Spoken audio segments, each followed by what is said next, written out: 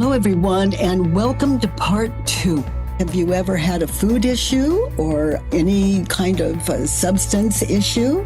Well, Roy was in the presence of a nutritionist, and he was way too thin, and she pointed that out to him and gave him just a tad bit of advice, and it did not go down well for him. And welcome to Roy and his alcoholic and food issues. Welcome to the work. Let's move into part 2.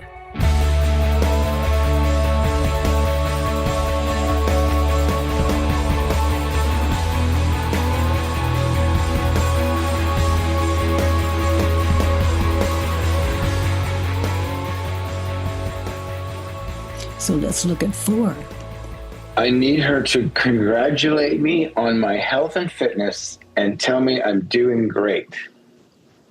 Now, if you're too thin, which you have admitted to, if you're too thin, how much sense would that make? I need her to congratulate me on health that you don't have. Get in touch with your physical body. You're too thin. I'm not saying that. I wasn't there. I heard you say it. You were too thin. Super borderline. Yeah, it was. You took it too far. Yeah. Too close. I need me to congratulate me on health and fitness and to tell me I'm doing great. That means find a healthy way of eating and get sober. From that, yeah.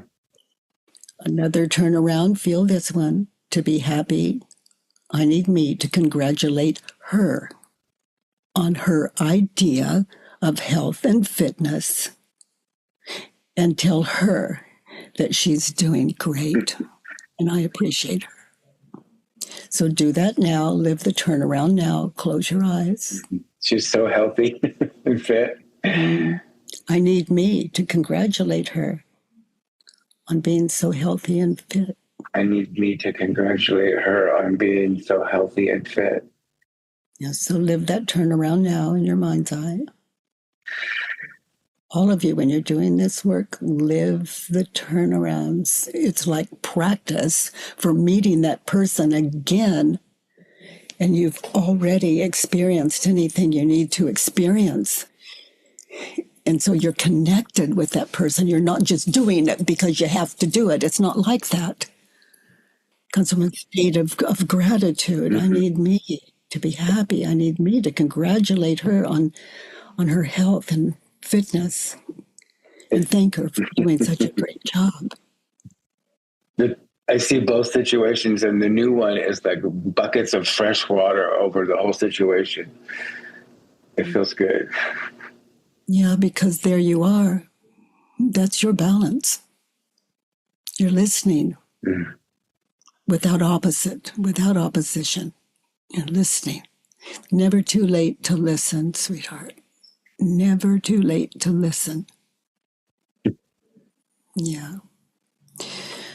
Let's look at 5. In that situation, she is uninformed, has no credentials. Is that true? No. No, she's very credentialed. She's a licensed nutritionist. It's so incredible that I deleted that fact. Yeah, the ego has its way. It doesn't like interference. So it would just kind of delete that part and just go into your resentment that you feel is so valid that it's not valid and you know it. So attacked. I had no idea. I don't have to do what people tell me. I just, that separation. You did that with another person recently where you don't have to change. It's just so new to me. To listen is peaceful and calming, and I don't have to make decisions. I can just listen. Thank you for that. Whatever that was you were relating to, just, be there. It's working for you. She's uninformed. Is it true? No. So be there. Be there. The being there is so powerful. Notice how you react. Yeah, you've got a lot of practice of being there in that situation. Now be there. 25 years. So be there. In that situation, I am uninformed. Now listen to her and get in touch with what your ego is doing with that. Which one of you is uninformed, you or her? Me. Yeah. Now, how do you treat her when you think the thought, she's uninformed? I want to push her. And who are you? Why are you speaking to me? You're not my mother. I treat her like she's attacking me. Yeah. Honey, that's the fear. Like what you've done has moved you from too heavy to thin. And there's a kind of fear or terror there that if you listen to her, you're going to have to change, starving yourself, because anything less than that is to be fat again. Mm-hmm. It's crazy. Mm-hmm. And it's the best you had rolling for you. But who would you be without a thought? She's uninformed. Now listen to her words. You don't have to change. Just listen to her words. She could be right. Who would I be? I would be curious and rational. She was just suggesting I eat a little carb. But I thought if I took one bite of a carb, I'd wake up fat the next day. So who would I be? I would be curious, grateful, connected. A professional trainer and nutritionist is pulling me to the side and offering me advice for free. I would be grateful. Yeah. And it doesn't mean it doesn't mean you have to eat a carb. It just happens that the two of you agree and you're frightened. And when we're frightened, we attack. We attack the person that we think is attacking us. You're too thin. Feels like an attack in that situation because you see that fat man again. And all the shame and teasing that comes with that. And the fear of being that again. Like a carb will take you there. That's fear. And you could be right, but you could be wrong. So listen. She has no credentials in that situation. She does have credentials. Now listen to what she's saying. Open your mind. She's not attacking you. She has credentials. She's informed. And now that I'm there, it feels like she was more like saying, be careful, honey, because you can take it too far. Mm-hmm. Like I see her softer now. Yeah. And in that situation, she is informed and she does have credentials. In that situation, I'm being informed by my ego and it has no credentials. How can you honestly say that? Because it is giving you, it's feeding you information that is not valid. Yeah. It snuck in with someone else's ID badge. Yeah. And it doesn't mean you're not informed about what carbs can do, but you fear them. That's an unhealthy mind, an unbalanced mind. You're just one-sided, and anyone that points to change, you fear.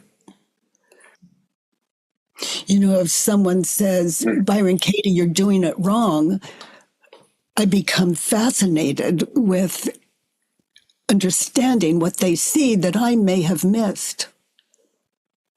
And in that I can listen and then see, is that, do I see that as healthy or unhealthy? Where could I be It's so effortless to just listen instead of defend. Yeah, it's the absence of fear. Life is just, it's flawless. Life is flawless. Well, other than what we're thinking and believing, it is that road we've all taken. It gives us what we've got now. And if it's not pleasant, it belongs on paper. If it's hurtful, if it's mean-minded, which you were in. You've heard me say, sweetie, defense is the first act of war. Just know that. And your defenses were up. It's crazy when you consider who you were with. You were with an expert and someone that cared about you. Mm. And whatever you're doing now, you're with an expert. You know what's healthy and what's not. Got some experience. Mm-hmm. I love sweet potatoes, and I've never woken up fat after eating some, but it's in there. If it's painful, it belongs on paper. That's a t-shirt. Yeah, and someone already has it on paper for your height and your gender and your age.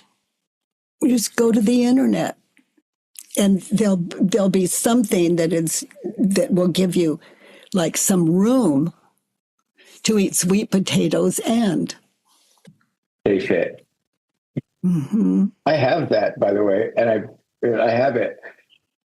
Okay, so that's your thing. And notice how with that, you don't always get it perfectly. Correct. Just notice what your state of mind was just prior to acting on that food source. Mm. It's confusion and fear before. Well, it's a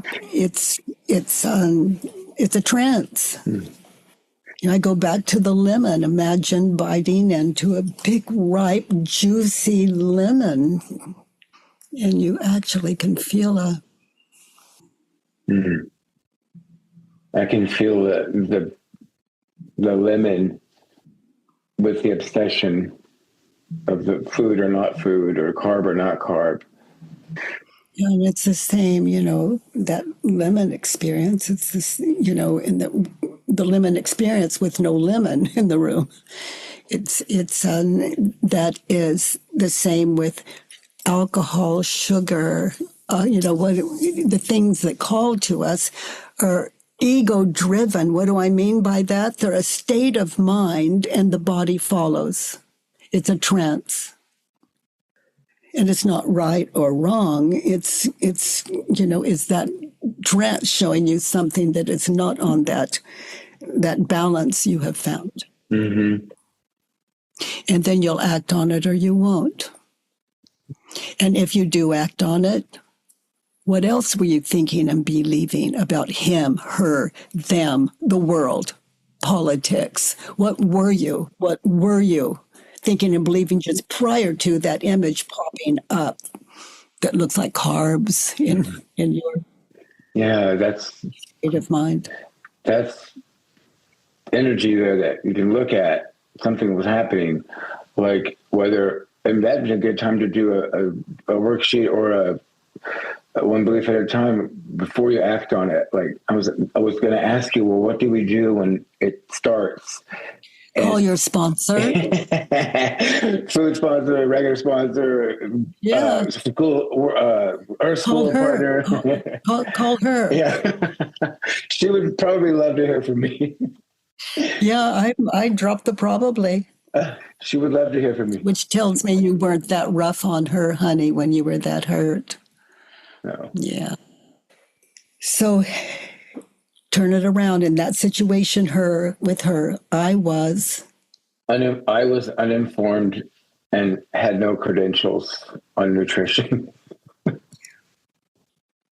You just knew, like with alcohol, you just stopped eating. Yeah. When you knew, those times you knew to eat, and you your ego overrode it. It just grabbed that horse, like when you were too heavy, it just grabbed the horse of, just riding that horse of, if I follow what she says, I'm going to be fat again. And yes, and all the pain that comes with that. I see myself there now, uninformed, with no credentials. Like, what a perfect person to walk up to me is an informed person with credentials. Like, I be seeing that Roy now, like, what a gift. And there's no stress and there's no aggression. You see, it's like divine intervention, and you just go, no. Even if someone's giving you poor advice, giving me poor advice, I don't say no. I consider it first. They could be right. Like a couple of men asked me, if we ask you to jump off this cliff, we were standing on this massive cliff with this, just so beautiful. And they asked me if we ask you to jump, would you do it if we really wanted you to? And I said, if you want me around, don't ask because I don't know. And I could say that because I understand the worst thing that could happen if I jumped is what I was thinking and believing on the way down. Because that distance of being flown, like flying, being flown from where I was down, and then you hit the bottom, there's no one to fear. And falling, nothing to fear other than imagining I'm going to hit the ground. That cost me what was left of my life on the way down, living. And how common is that in our everyday life? And she was asking you to jump.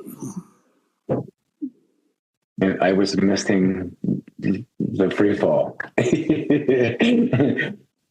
I've had millions and millions of times where this showed up in my life.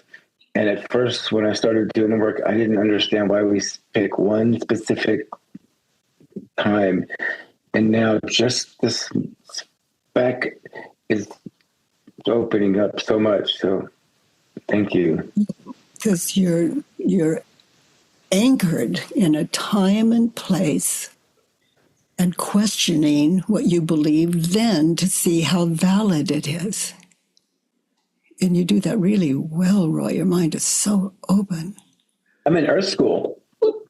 Earth School. Yeah, we're in. So she was informed and had credentials. The other turned around. I was uninformed in that situation. I was uninformed and had no credentials. True. It's very true. I saw a chance not to be fat and just ran with it, regardless of any consequences. Regardless of the cost that could be your life, your health. Okay, my heart, let's look at 6. Number 6, I don't ever want her to food shame me again. She food shamed you. Is it true? No. She gently suggested I might slow it down a smidge. Yeah, no, she did not. I'm willing to think that she food shamed me again. I'm willing to think that she food shamed me again. Yeah. And if that happens, you see her that way in your mind's eye, experience her that way in your mind's eye, with or without her, it's a worksheet. It's not until it's done.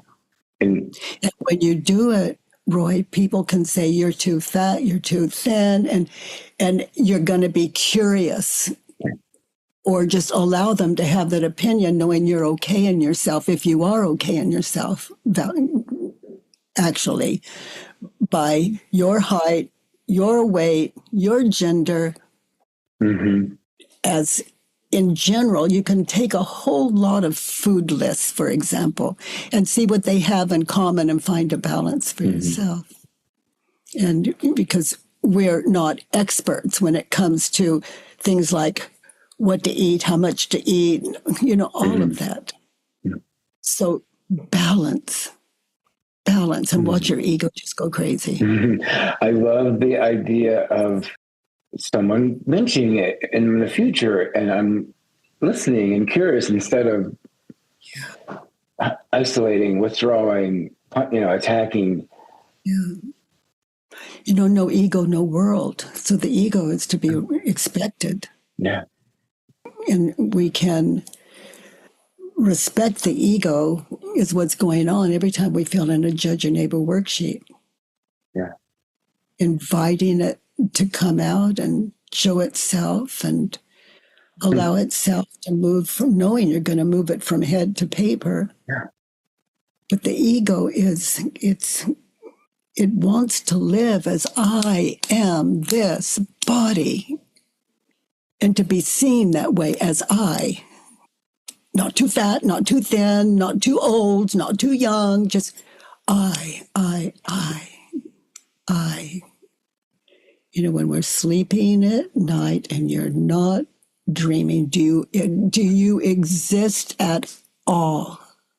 Mm-mm. Not until that ego wakes up and I am awake. I wonder, did I get enough rest? Did I sleep enough hours?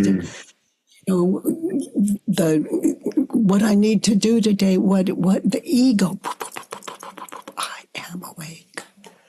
So we're walking in the dream. There's no proof I even walked into this room to sit with you other than this. And Stephen could say, yes, you did. You walked into the room. That's his opinion. What am I thinking? Okay. Am I present? And that's not to deny the dream.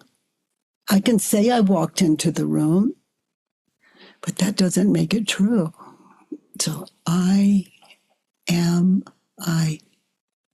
think. No proof that I even said that. Just not too fat, not too thin. Now, the trick is to live in the ego's world and find balance. That's the end of war with the ego. Roy, you have a really beautiful way of dropping in and taking note of yourself. Thank you. That false self and the authentic self. What is that? What is that? The middle of the road. And in your case, like not too fat, not too thin, center of the road. And knowing what it takes to stay within the parameters that are really, really wide. Noticing. Thank you, honey. Thank you. I appreciate it. Oh, honey, I appreciate you for bringing it forward. Let's find some takeaways from Roy's work. Nancy, your takeaway, honey. Hi. The love affair with the self, balance. Yeah, it was wonderful, Roy. And I really understand being triggered by that kind of thing. My father used to criticize me in different ways, and I gained some weight. It was really tough raising my sons at a particular time in their adolescence, and I went to food and I gained some weight. And we were going to go for a walk on a beach. And I was thinking, oh, I love my dad so much. This is so sweet. We're walking on a beach together. And he says, you have food issues. And I felt so hurt and like, why in this lovely, moment, in this beautiful day in the lake and the sand, why would you open with that, And so, and so I just threw a dart right back at him. I said, well, you have alcohol issues. So, yeah. and I mean, he's been dead for a year and a half. I'm still like, and I think, where Roy was able to look into this woman's eyes and see her caring, and her beautiful teeth and all of that. My dad did not have good teeth. But anyway, he loved me, but that was not coming. I know my father loved me, but in that moment, he was looking at what was wrong in his eyes. He looked at me and he was looking at what's wrong today, and I should tell her so she does something about it, so that she looks better, so that I enjoy looking at her better. Whatever. So, it wasn't a loving, oh my gosh, honey, it must be hard for you raising those kids. How are you doing? It looks like you've gained some weight. I can understand. Right. So I'm struggling with that. It's not like he's this loving person that cares, in that moment. So I'll be you with an open mind, and you say to me what your father said to you, walking on the beach. Well, Nancy, I'm a little concerned. I think you have food issues. Dad, I think you're right. Oh my gosh, I do. I do have food issues. I do. Well, you used to look so much better than you do now. I see that when I look in the mirror too. What do you think I should do about it? Well, I'm glad you asked. I've got all kinds of ideas, and especially you should stop eating dessert. I hear you, and I've had the same thoughts. And I'm going to do my best. And I really enjoy walking with you on the beach. Mm. And have you ever had food issues, Dad? I think if I had, I think that my ego felt to have responded like you just responded would be to defend, to let him win, and it would have cost me. It's like I'm trying to build myself up, and don't listen to that criticism. You're perfect just the way you are. And so that would allow in what I feel is a negative, like, you're right, I am overweight. And, well, I just said, I've had that thought too. And in fact, sometimes I'm even fearful. And do you relate to that, Dad, at all? And he could say, no, but I've been honest. And he hasn't thrown me away yet. In fact, the two of us agree. But I'm not agreeing with him to agree with him. Yeah. I'm just true to myself here and trust you, Dad, too, that we can talk about it since you opened the topic. See, little girls don't have this, and little boys don't have this. When do we need the work now? Self-realization now. Where do we get the information from our past in those situations, Nancy, like you described? Because if they hurt then, they still hurt now. When anyone poses something like that to me, it's unfinished business. Dads don't die. They don't go away. They are what they said that was hurtful really could stand a worksheet. It feels to me like to have said that in that moment, like it would be a vulnerability. Like here's a person who's throwing darts at me, and unless I put up the fortress walls, he's going to just annihilate me. Yeah. If I don't push back and say, well, you have alcohol issues, then if I'm allowing him, then he's going to just. Okay. So let's play it out. So he just, I'm you. And he just said, what was it again? You have food issues. You should, eat better. You should eat more like that your brother or your sister. You see how they work out and they look so good, and why do you not? And and your other sister also is overweight, and you should look better than you do. You used to look so nice, and now you really don't. Dad, I see me the same way sometimes. So continue, Nancy. Let's have that discussion. Yeah, I want kind of wordless. Yeah, I wonder whether that would have made him wordless. I wonder whether he, Well, let's say it wouldn't, and continue. well, and there's other things in your life that I'm concerned about. Like, when you parent this child, I think you should do it this way, not that way. And by the way, I noticed that the other child was saying certain things that I don't approve of. And your husband, I'm not sure why you chose a man from another country. There's all these good-looking American guys. What happened? Why didn't you pick someone that's more like me? Yeah.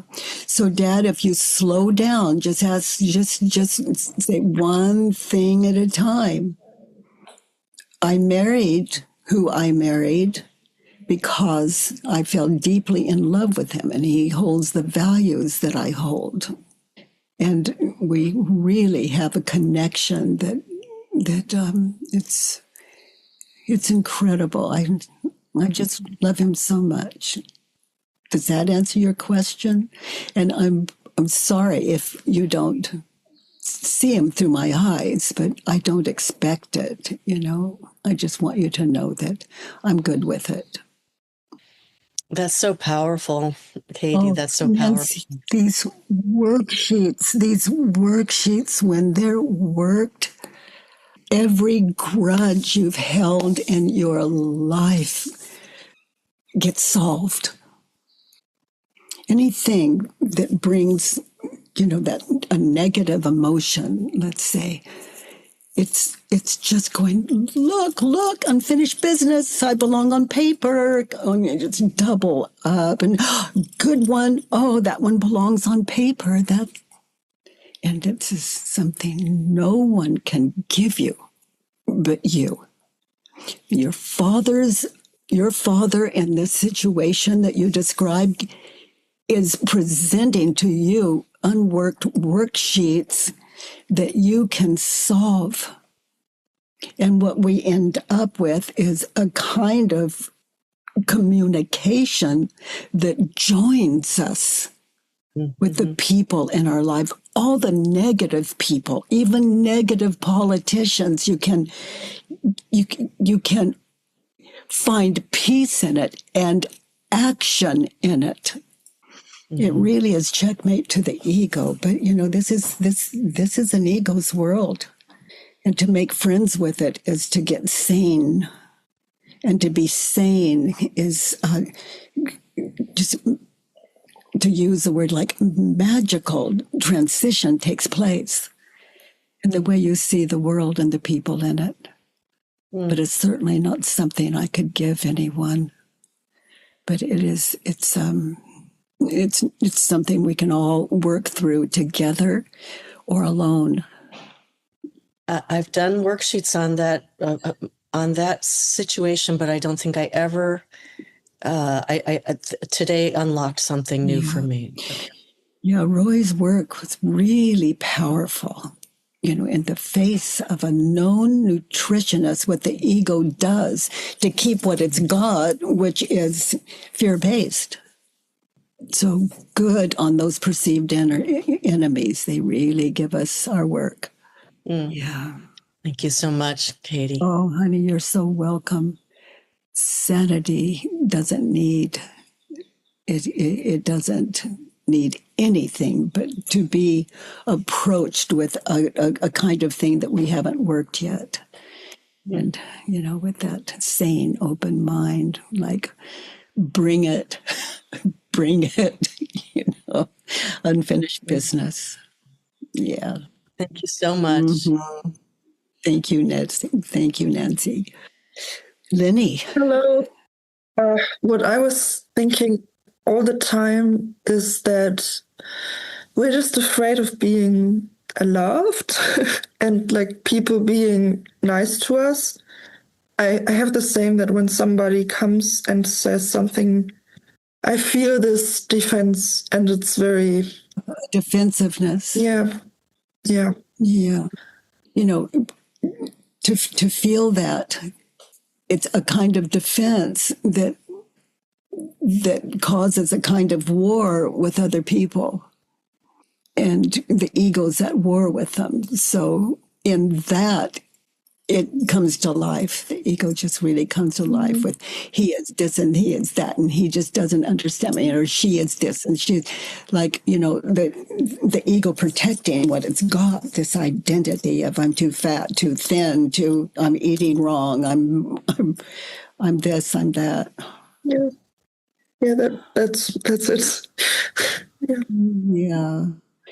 So rather than try to shut it up and shut it off, just invite it and just move it from your head to paper. And remember our Roy. If he can do it, we can all do it. And he obviously could. It took a lot of bravery. The middle way, it's difficult. Yeah. Well, Lenny, honey, welcome to the work. Yeah. And all of you that are new to the work today, it's nothing more than self-inquiry, and it's 100% about you. And those worksheets, they're always free on thework.com. Sybil. It was so beautiful, Roy. That work was, Yes. It really deeply touched me. And food issues, I have so many. I was in Overeaters Anonymous, and then I went to Germany and then my mother, I took care of my mother. I didn't know she had cancer, but anyway, no food issues anymore, just mother wanting to help my mother survive or whatever I thought I could do. She died, but so no, I realized, I haven't thought about food. I just think about my mother. So it's the mind. There's something with the mind that, the mind just takes over. The obsession of the mind is the culprit, and the food issues are still there. But I think yesterday, coffee quit me. It must be because of the work. I know. It's kind of magical. It's, we do the work and expect nothing and be open to everything. It really shifts the way we see the world, because we're not trying to kill the ego or threaten it. We're merging. It's like no separation. It begins to trust we're not trying to kill it, but we're staying connected with the ego and without separation, just appreciating that the ego's world is to live as life, as I. But mind, it's not body, so it can never be this. But to continue this love affair with the ego without rejecting it, but the love affair with the ego, knowing that we can bring it in and then move it onto paper and question it. The ego loves that attention. And eventually, the war ends. The ego just kind of merges with, it's like an immature child that grows into this I am self, awakened to the dream. I am an undivided I. And by some miracle, it lives out of a kind of kindness and awareness and an appreciation for all of life that we consider as better or worse, that there's no enemy on either polarity. There's an understanding and an appreciation of life, this gift of apparent life. Just being here with you, is magical. It's a privilege. And just like you, minus any negativity, which negativity being a word for asleepness, noticing the difference between reality and the dreamed. Like the ice cream is dreamed. That's not ice cream, but I still feel it. Or for some of us, it's a maybe we smoke or drink, whatever it is, or hate. The things we hate, we oppose, they're awful. That belongs on paper. And I always understand that if I believed what that person believed, that apparent enemy or those apparent enemies, if I believed what they believed, I'd have to be the same. So who am I? What am I? What am I? I am as I believe I am. People are who I believe they are. It's a dream. And this work wakes us up to that dream. And we see the world differently, authentically differently. Yeah. We're not pretending. We get it. Yeah. I really, really, really want to get it. But how did that happen with that coffee? I mean, I'm just telling myself until I pick it up again or until it's back in my life. But it was, how did that happen? I tried so hard, and then I wake up in the morning and I can think nothing else but, I am going to have it, And I know it's not good for my joints. How did it happen? It just happened yesterday. I made it later and it just was there, and I have it with me and I could drink it, but I don't know. It's just gone. How did that happen? The miracle. I mean, for me, it's everybody, somebody else, I just stopped drinking coffee, no problem. But for me, it's a big miracle. Strange. Maybe tomorrow I'll drink it. Maybe you'll see me with a cup, Oh, that's so good. You're just grateful for just now, some kind of miracle. That gratitude that I'm experiencing from you. Yeah, I mean, gratitude to, look at those beautiful clouds, to be in the car, to listen to Roy. I'm so grateful for Roy's worksheet. It's amazing. Yeah, it truly is transformational. The end of suffering. I like to say the beginning, the end of suffering. That way, I'm always the student. Yeah. Thank you, Sybil. I love you tomorrow. I love you today. God, I need to shut me up. John. Thank you, Roy and Katie. I'm going to drop into some stillness here.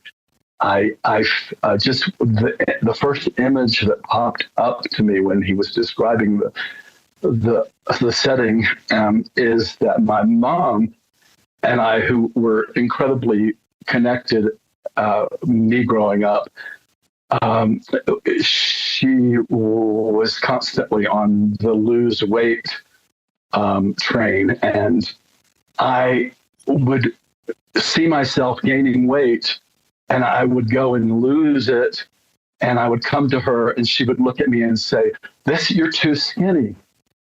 You're too skinny." And I would be like, "Okay," and I don't let myself go again. But since then, it's been that constant monitor on me as to, and it equates to attractiveness. And this started yesterday.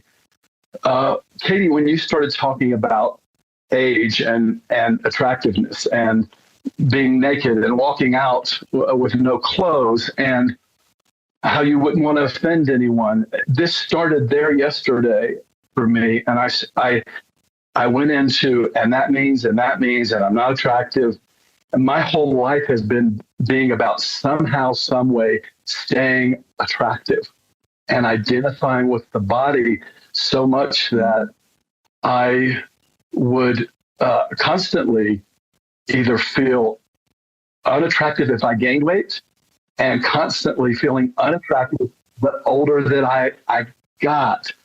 And it's the same thing. The two great fears I think of my mom are that age and becoming unattractive because of age and weight. And that those stories have been with me because being a man who's attracted to men, it was so easy for me to compare my body with another man's body. And then I found out that if I could have sex with another man who was more attractive than me in my mind, then I was validated that way. Wow. Wow, that's a sneaky little ego. Yeah. It became a series of me feeling unattractive, when I lost my hair, and becoming more unattractive because of age, and then feeding on people who I saw out there who were so much more attractive than me physically, being attracted to me. That was my food. That was my. Yeah, that's your what is it? Your drug of choice. It is. It is, and it's not to say that lightly, because I've made a life of that.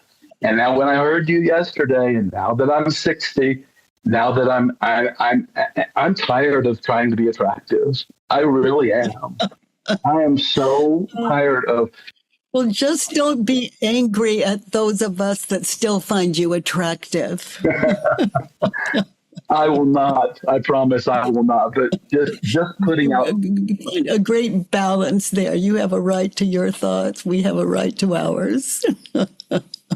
Thank you. Putting out anything, any kind of energy anymore by saying that I'm 5 years younger than I am, or getting in the right lighting for me to look 5 years younger than I am. Just please, I'm so tired of that. I just want to be like you. I want to be able to walk out onto the street without any clothes on and be accepted for who I am, Well, don't expect us to accept you that way. I don't. You're going to have all kinds of opinions. I heard you. Do you enjoy the walk? That's the thing. That's what I want. I want to just enjoy the walk. So the way you would take off all your clothes is to allow us to see you the way we see you. And because you're wearing all kinds of clothes to see that clothes as a metaphor and to attract. And it's like, who are we without that?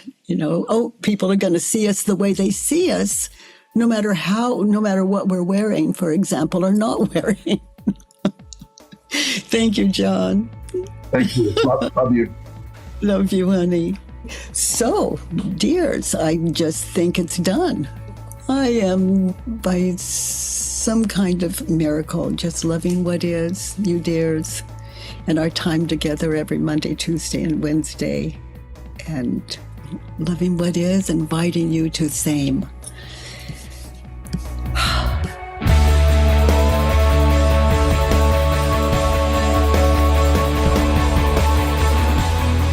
By the way, everyone, if you enjoyed this podcast, please give us a 5-star rating and review on iTunes.